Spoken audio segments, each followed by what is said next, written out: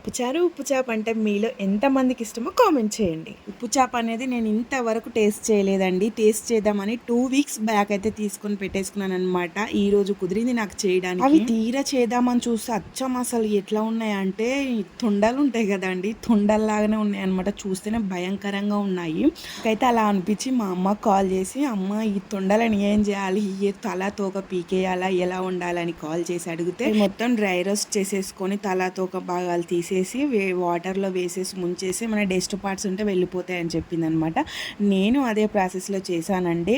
అదే ప్రాసెస్లో చేసి కొంచెం పోపు పెట్టేసి వెల్లుల్లి ఫ్లేవర్తో దాన్ని అయితే వేయించుకొని కారం ధనియా పౌడర్ అయితే వేసాను. ఉప్పు అయితే కొంచెం కూడా వాడలేదండి, ఎందుకంటే అవి చాలా సాల్ట్ ఉన్నాయి, అది ఉప్పు చేప కదా, సో ఉప్పు అయితే వేయలేదు. ఇలా అయితే వేయించుకొని పప్పులో పెట్టుకొని తింటే ఉంది అండి, నిజంగా వినేదానికంటే తింటేనే చాలా బాగుంది. టేస్ట్ ఎలా ఉందనేది వేరే వీడియోలో పెడితే లైక్ అయితే